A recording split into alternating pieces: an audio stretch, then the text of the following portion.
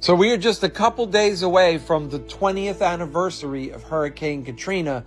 I'm over here on the lakefront on top of this levee. Now, whenever I make a video on the top of this levee, I always get all kinds of comments from people asking why anyone would build a city here below sea level. And the first thing I say is not all of New Orleans is below sea level. This is the Mississippi River right here. That's sea level, and clearly I'm standing above it, so I'm not below sea level. Now, the highest points in the city are along the river, and most of the densely populated areas like the French Quarter are built along the river. Now, people were living along this river long before the city of New Orleans was built, but why did the French decide to build a city here?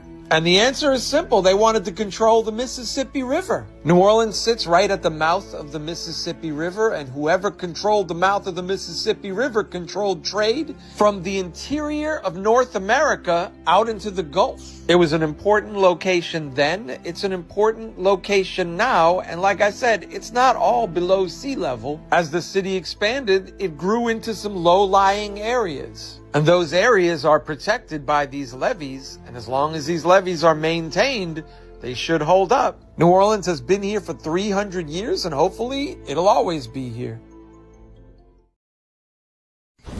Now, which one of you naughty children been messing with the Shadow Man?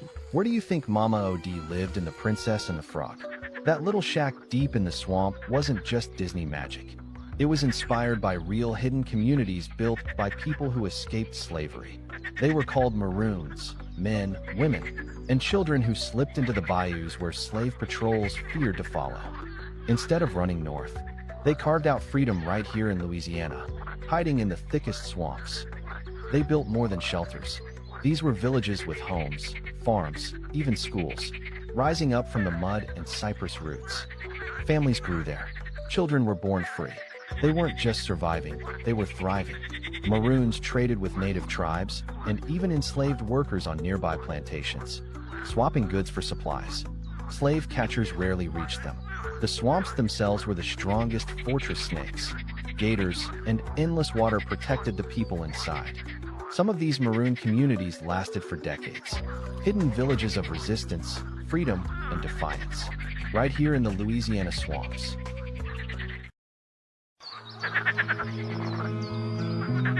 In the 1920s, whispers of voodoo, blood rituals, and murders spread through the sugarcane fields of Lake Charles and Lafayette. Not ghost stories, not campfire tales. These were real crimes, and the killers said the devil made them do it. It started with one brutal murder, then another. Whole families hacked to death in the middle of the night. The scenes were gruesome. Candles, blood, and strange symbols scrawled on the walls.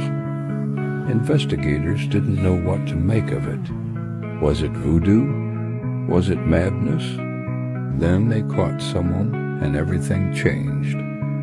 Her name was Clementine Barnabet. She was just a teenager, and she confessed to over 30 axe murders. She claimed to be a priestess in a voodoo cult called the Church of Sacrifice. She said the cult used human sacrifice to protect members from evil, that the victims were chosen by divine visions, and that her father led the rituals until she took control. Police were stunned. Clementine described crime scenes only the killer could know. But then she changed her story. Sighed she was innocent. Said the confession was forced. She was declared insane and sent to a mental institution. Years later, she escaped, disappeared, vanished into the Louisiana mist. To this day, no one knows the full truth. Was it a voodoo cult? A string of unconnected murders? Or a young woman made into a monster by the justice system? Either way, the Church of Sacrifice left blood on the bayou. Divine all blessed greetings and salutations, honor and respect, honor and respect, honor and respect. It is another edition of Revolutionary Hoodoo, New Orleans Voodoo Secrets and Recipes. Brought to you by, powered, produced, promoted, sponsored, and supported by NOIVD, New Orleans International Voodoo Day. Our third annual New Orleans International Voodoo Day, May 23rd and May 24th, 2026, promises an inspiring and immersive experience with a diverse lineup of engaging events. Highlights include an educational symposium featuring distinguished speakers from around the world, including a delegation of scholars and spiritual leaders from Benin and Haiti, as well as art exhibitions showcasing voodoo-inspired works by talented local and international artists. The event will also feature a children's program, an Afro-ecology exhibit exploring the sacred nature of plants in voodoo, their role in spiritual practices, and their connection to our ancestors. The weekend will culminate in a ceremonial procession to 9 significant sites throughout the city, locations where the enslaved were brought ashore, held, auctioned, and where they later found community and built culture. This journey will begin at the transatlantic slave route to New Orleans marker, on the moonwalk at the river just behind Jackson Square, that black, gray, and white stone walkway that you saw at the beginning of the hour, and will conclude with a traditional voodoo ceremony at Congo Square. And additionally, visitors can participate in interactive workshops, community discussions, and opportunities to connect with practitioners and cultural experts. This multifaceted celebration offers something for everyone, creating a meaningful space to honor the past, celebrate the present, and inspire the future. And we continue to enjoy your support at www.voodooday.org. Again, www.vodouday.org. It is scrolling at the bottom of your screen for more details, more information, and a lot of useful history and videos from our team members, our elders, our culture bearers, our historians as it relates to not only New Orleans voodoo, but the practice of voodoo worldwide. And we certainly are grateful for your continued weeknight support, 9 p.m. Central Standard Time, on a social media outlet near you, but certainly on YouTube, Facebook, LinkedIn, all the usual locations, and certainly any location that you might share or reshare and repost this podcast. And we certainly would appreciate your participation by way of clicking on that little heart at the bottom of the screen, or any one of those icons underneath that heart, as well as, again, share, repost, reshare, and as well as click that little $ there. We certainly appreciate your continued support and participation in this platform. And we're certainly grateful for the time, dedication, love, and support that we continue to receive from our co-host, the beloved Queen Mother, Sister Toni Martinez, and our beloved Elder Reggie, known here as Green Soap, the leader of Shrine of the White Cloth. And we will be unmuting them momentarily. Where we left off on last night's episode, the Stono Rebellion of 1739, which began on September 9th on the banks of the Stono River, 20 miles southwest of Charleston, South Carolina. It was the largest slave insurrection of the United States soil until the Nat Turner Rebellion a century later. And while what triggered the uprising that September in South Carolina remains speculative, some blame the Spanish for enticing slaves to flee to St. Augustine, Florida. In turn, those who ran away were promised emancipation. And despite the rebellion being swiftly put down less than a day later, an estimated 20 whites were murdered until a militia between 20 and 100 armed themselves um, against the Stono Rebellion. The Stono Rebellion was the largest slave uprising up to that point and signaled the colonial and later white Americans that enslaved men and women of African descent would continue to resist their enslavement, even if it meant the deaths of themselves and their white captors. And despite the Stono Rebellion erupting near Charleston, South Carolina, 60 years before the Haitian Revolution, would set the island of St. Domingo ablaze. Whites remained in a constant state of panic and fear that those they held in captivity would eventually seek their freedom. And no less inspired by the purpose of being a free human being, many white New Orleanians recognized the relationship between Haitian voodoo and the insurrection. In fact, some understood it in a comparative light as Christianity represented whiteness and white dominance. Thus, as Louisiana gained statehood in 1812, it carried not only the massive prospect of national expansion through the fabled Louisiana Purchase, but something more depressing in the minds of many white planters. If given the opportunity, voodoo would become a dangerous instrument of rebellion. And although Folk Beliefs of the Southern Negro was published in 1926, Newbell Niles Puckett echoed the opinions of a prior generation by coolly placing the onus of white New Orleanians' fears about St. Domingo migrants on voodoo. In 1809, Haitian planters with their slaves fled from Cuba, where they sought refuge during the Haitian Revolution, to New Orleans and made their residence there.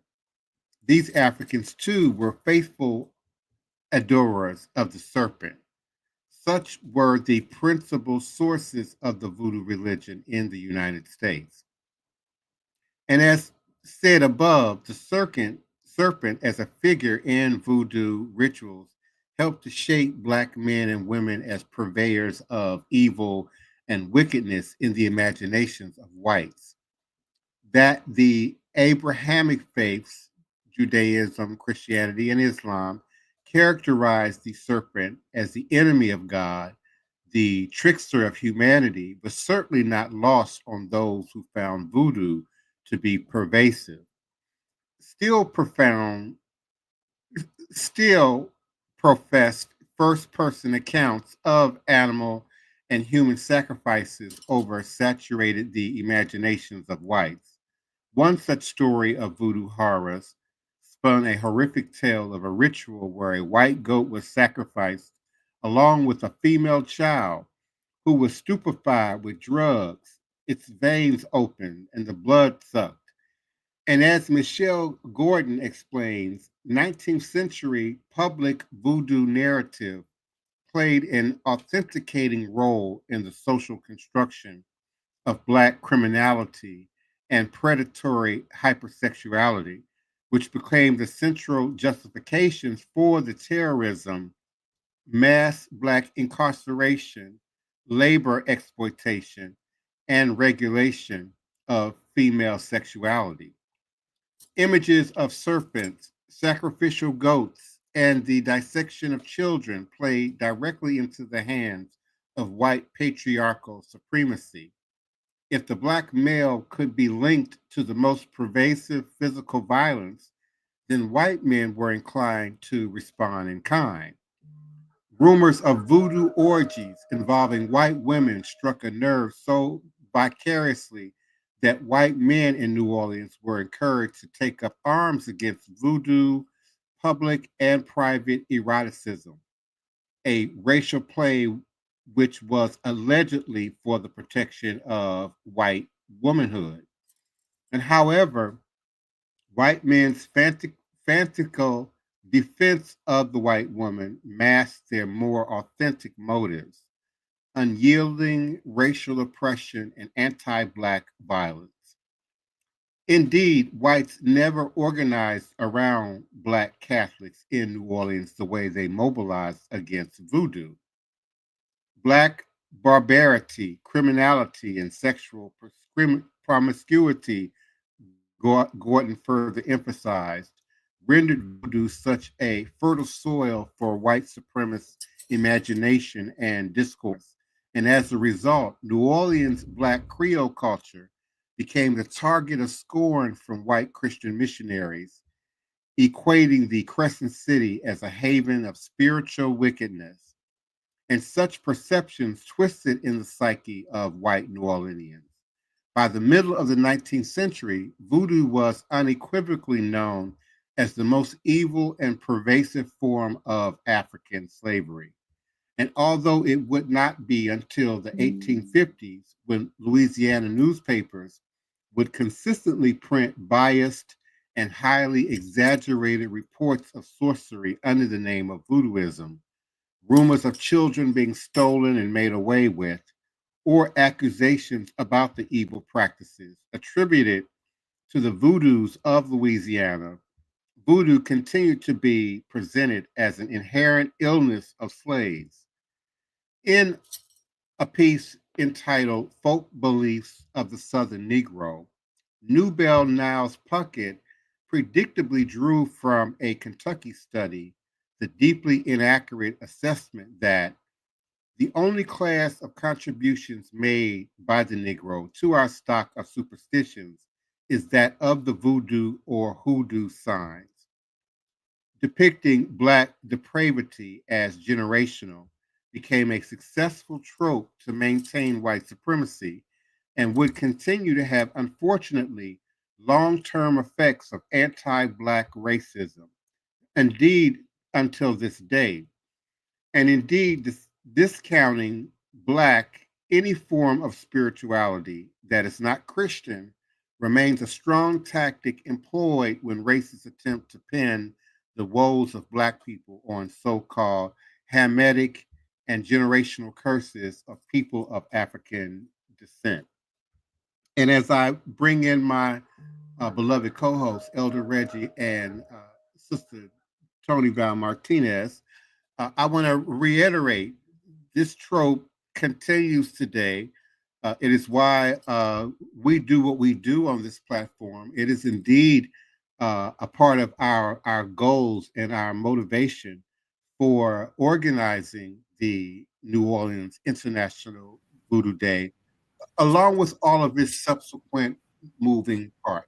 Certainly the podcast as a part of the education and re-education thereof, but certainly the symposiums and public speaking, as well as the marker reveals, as well as those that are yet to come, are designed to restore the truth about our ATR, Aboriginal African traditional systems, religious systems, and practices to their rightful place in the order of the universe, if you will.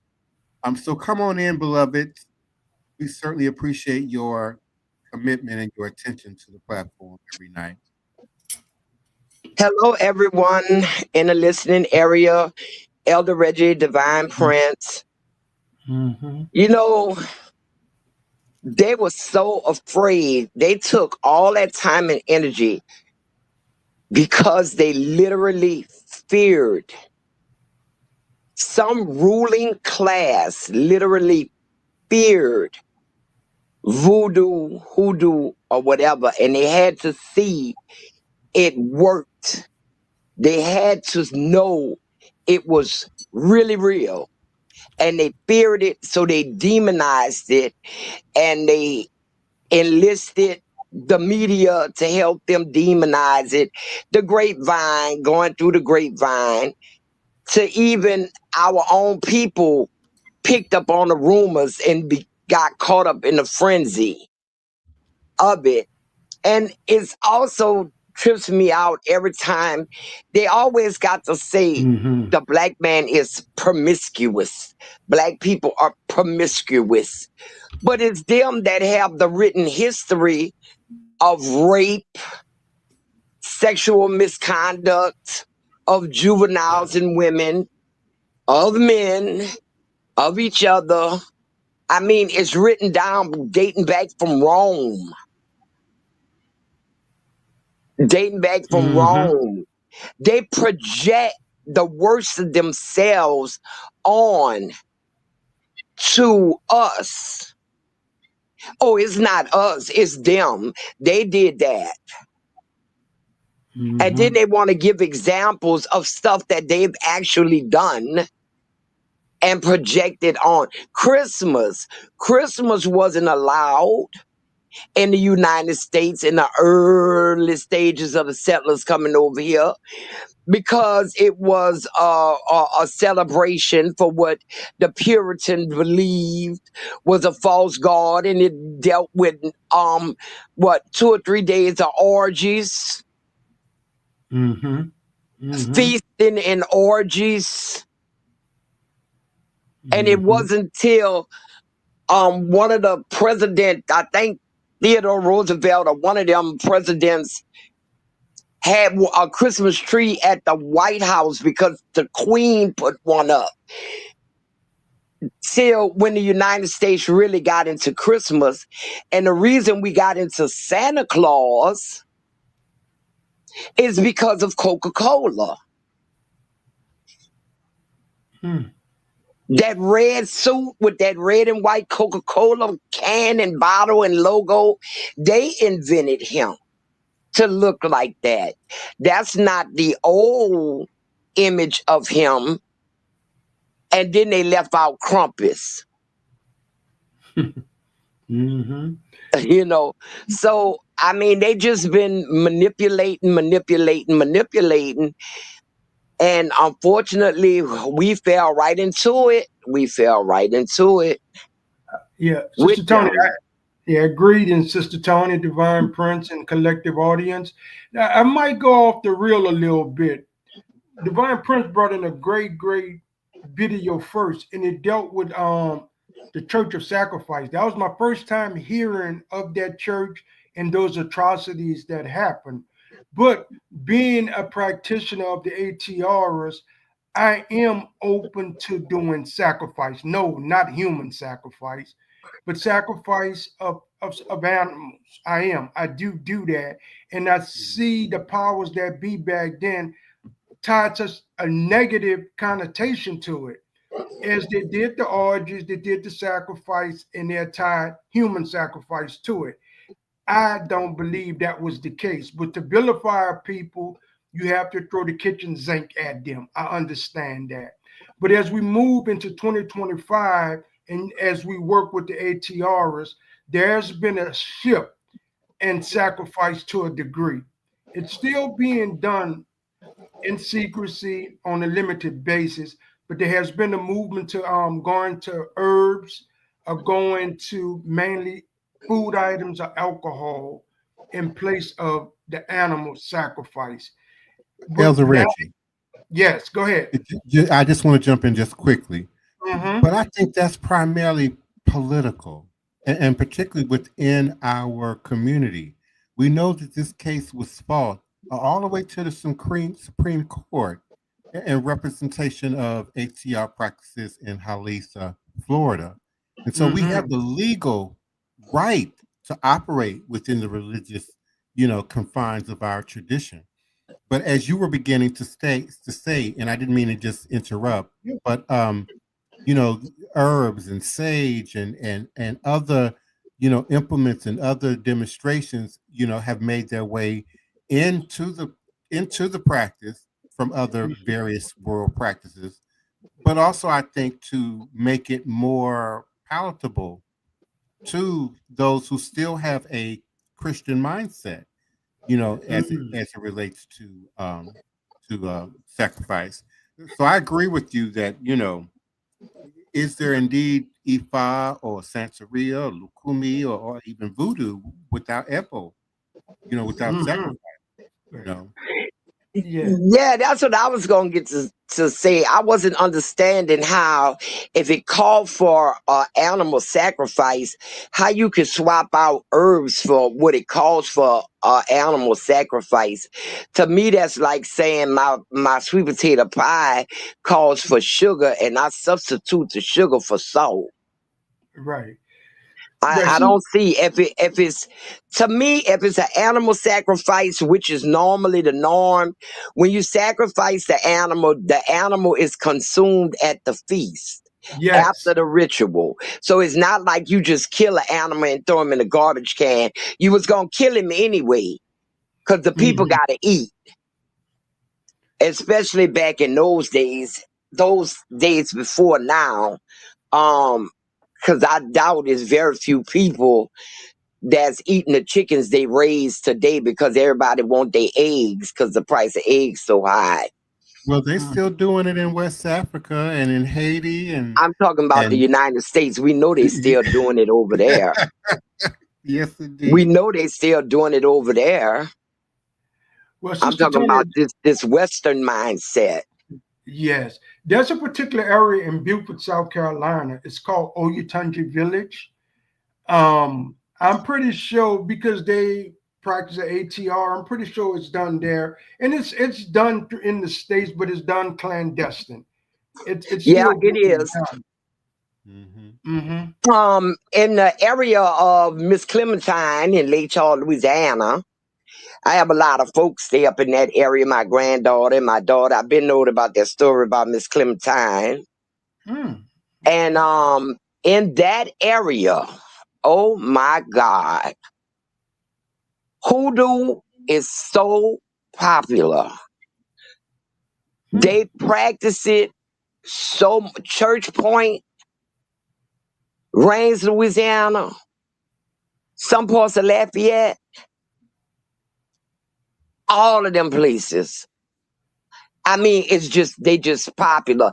Now, if anywhere they would be doing animal ritual sacrifice, it would be in that area. Along that little Texas border, like up in that area right there. It's happening in the city of New Orleans, but like Elder Reggie said, it's clandestine. It's often unusually done in secrecy or privacy. Yeah. Yeah. Yeah.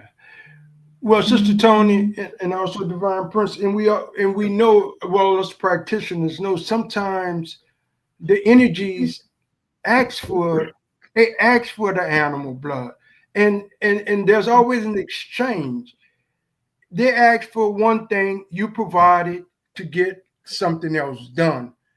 But as those body fluids are used from the animal, you do consume the animal after using a small percentage of the body fluid. So nothing is really going to waste. No. Yes, that's what I wanted to add to that. And quiet as it's kept. You know about the animal, the killing of the animal in a ritualistic way. The Jews with their kosher food. Oh, we're not doing it for religious. All our food has to be drained of all of the blood that's kosher for their meats. All the blood has to be drained out. But they forgot to add, that was y'all sacrifice back in the day. Going all the way back to the Bible, that's how y'all sacrifice animals. So now y'all just change it and say, oh, we don't do that no more. But we still do it. Because we can't eat it unless it's done like that.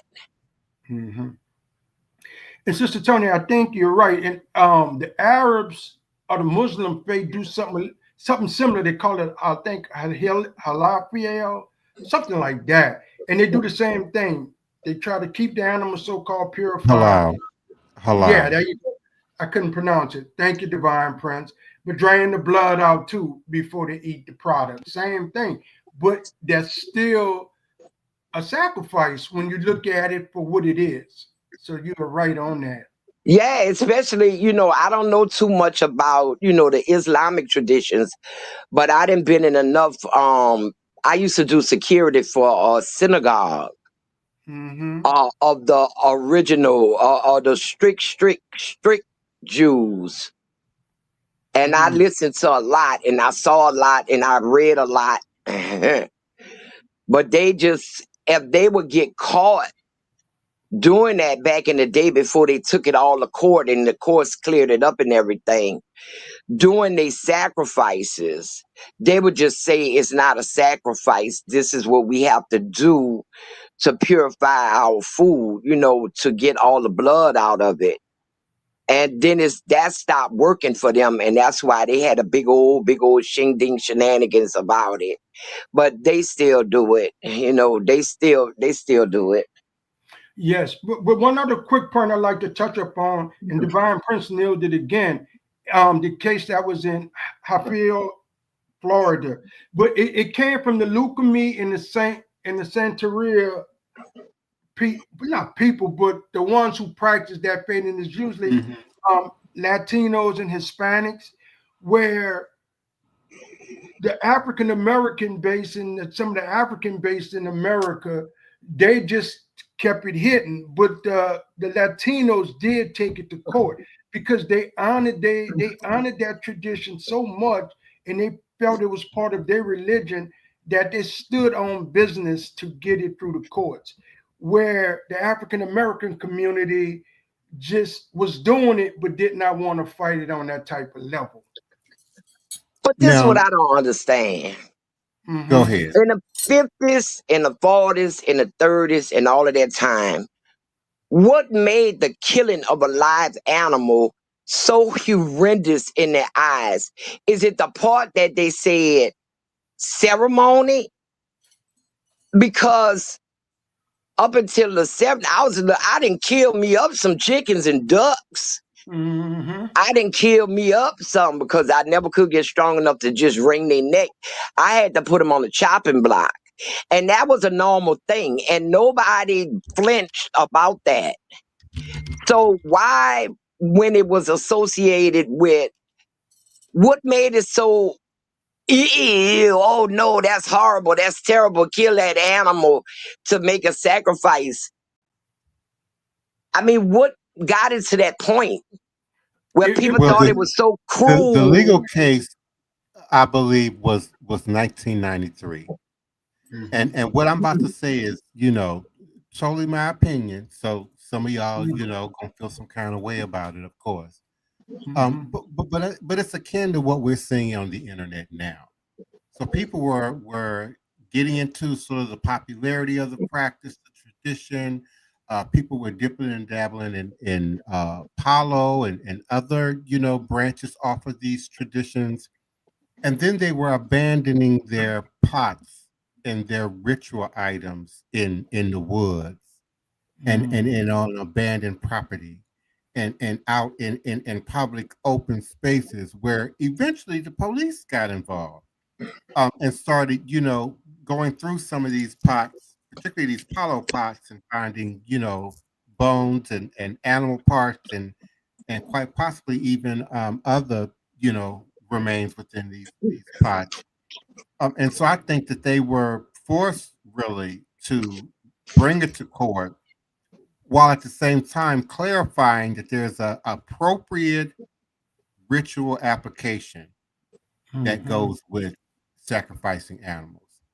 And you don't just decide to do it on your own. You don't just decide to, one day decide, okay, I'm done with it all, and then dump all your items, off on the side of the road. And it was happening quite a bit. It was showing up in social media even at that time. I think they were forced to bring it to court, fight their right to appropriate use of ritual application, while distancing themselves from, these side folks that are just doing random stuff. Excellent point, Divine Princess. Yeah. Somebody was doing that in Armstrong Park at one time, huh, Divine Prince? Yeah, they were. Leaving animal sacrifices and stuff under the tree after they was finished with whatever they was doing. Yeah. Yeah. and particularly on occasions when they knew that we would be gathering, you know. Mm. So we don't even think necessarily that it had a positive motivation behind it. No, I'm in agreement with that because when you do the sacrifice, it's supposed to go to us in an assigned altar where a particular energy is residing because you're doing the exchange with an energy. So let's say an open space like Congo Square, they're doing that for a deterrent or some other ill manner because it's not going to a particular deity. We all know of the great, awesome ancestor tree that's in Congo Square, but that is not there to be given an animal offering. No, that's more for libations, hugging, and feeling the vibe of the ancestor. So the person who was doing that, they was dead wrong, 100%. Oh yeah, they Not, left everything from birds to a whole goat head one event. yeah. Mm. One thing my mother used to do, my mother and my father used to hunt.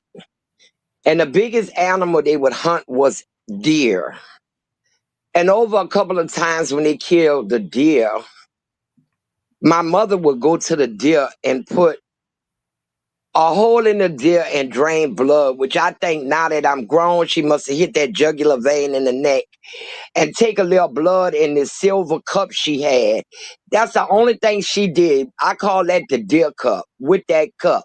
An old time silver cup with a silver hand. It was just silver, aluminum like. And she would put some of it in there and she would drink the blood and she would ask the deer to forgive her Mm-hmm. for killing it. But you live on in me. I remember her saying that.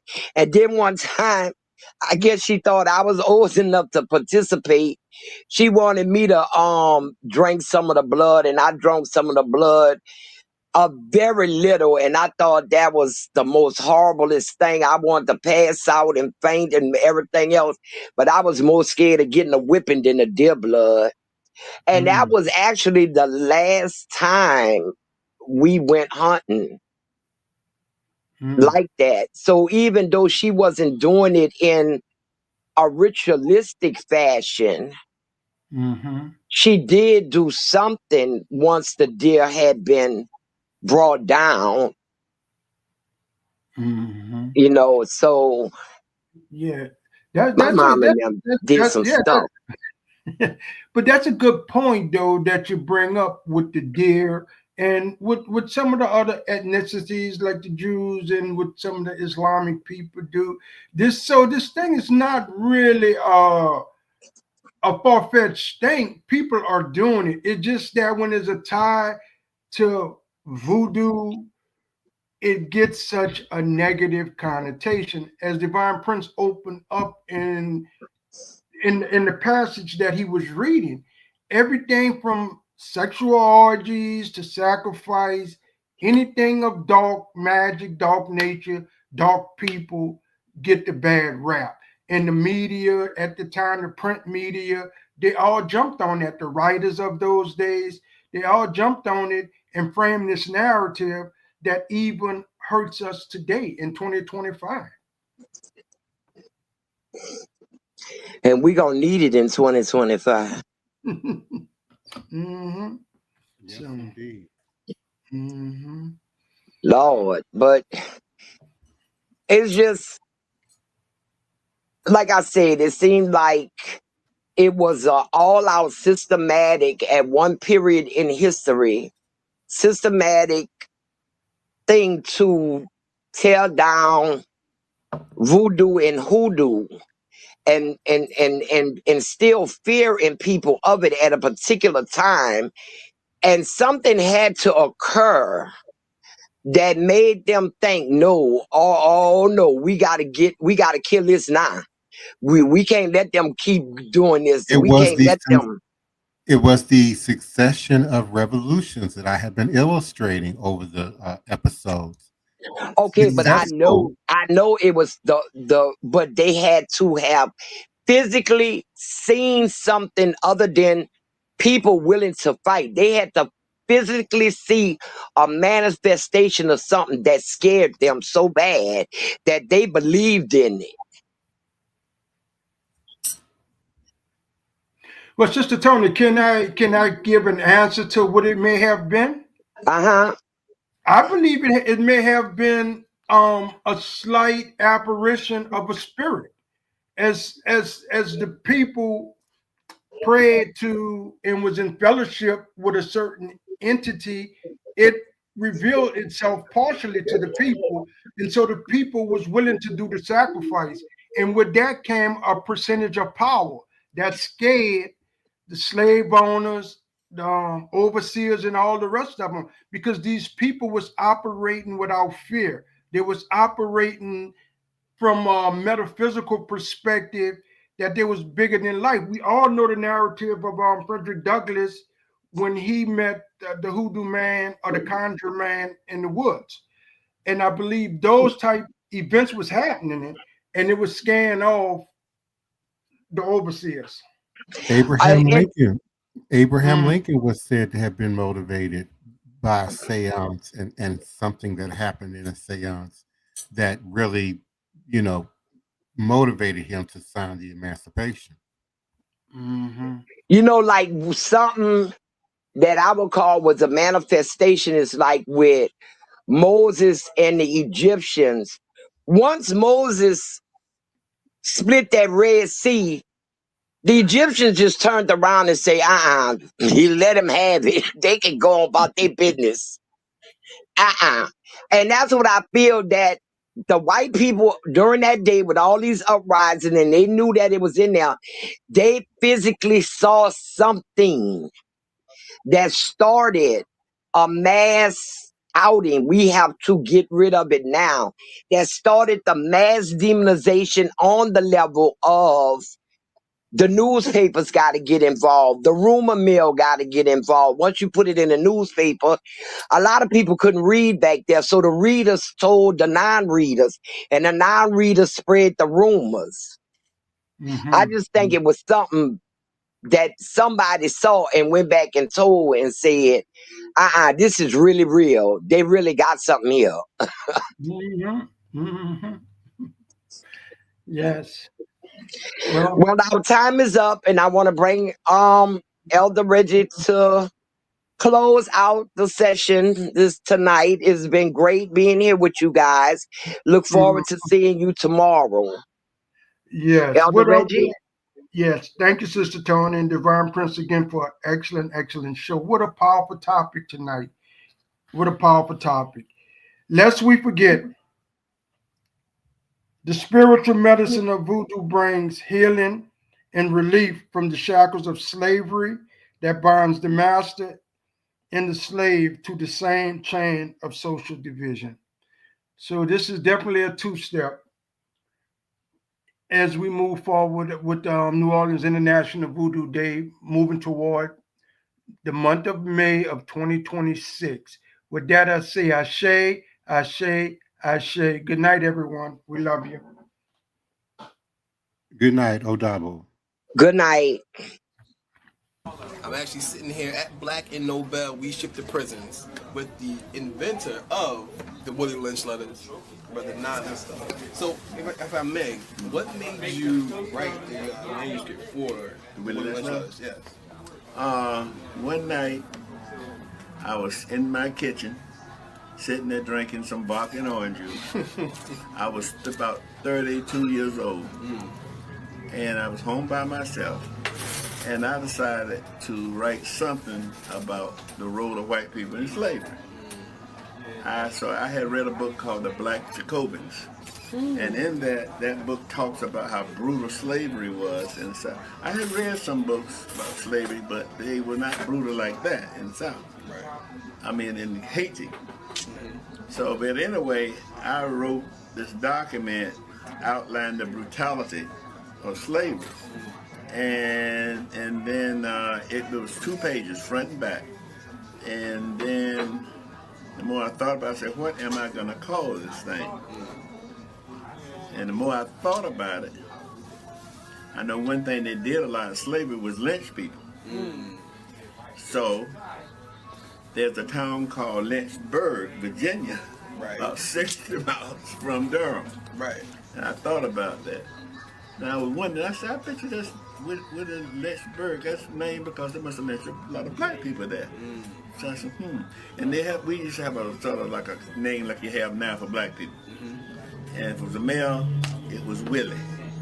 You might have a name you call a male here, not some kind of name, but it was Willie. So I say Willie Lynch, Willie Lynch. And that's how the name Willie Lynch came to be. Wow. Then I put that on the letter, Xerox on the old Army machine. And at 12 o'clock midnight, I put them in my car. I ran 500 copies. I just rode all over town, dropping them off in washers, places like that, where people would pick them up. They wouldn't necessarily see who did it because it was like 12 o'clock at night. Right. So that's what I did. Wow. And I didn't tell anyone in my group because I wanted to see I didn't know it was going to work. And I sat back and I say maybe about 3 days stuff ought to start jumping off. 3 days came nothing. 3 weeks came nothing. So I thought, well, I forgot about moving on to the next story. And I did take one to a bookstore. He had one copy of it. I have no copy. I don't know what the hell. I mean, it didn't really mean anything to me, you know. But in any event, 15 years had passed, and I'm at the Million Man March. And lo and behold, Minister Farrakhan, who I admired deeply, read that speech, and I almost fainted because I want to know how did he know about that letter. Right.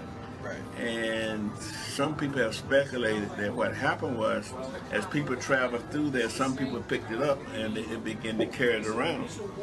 And gradually, some things was added to it, but the basic letter was mine. Matter of fact, I saw a book the other day. It's kind of thick. No, this is not. This book here was added to the original. Okay. And there's no copyright in it because they didn't know who wrote it. Right. Okay? Right. And so very little has been added to this one, but some others has gotten thicker. These are other people adding to it and so forth. Okay? But the original itself, you know, was just 2 long sheets like that, front and back. But that's how the letter came.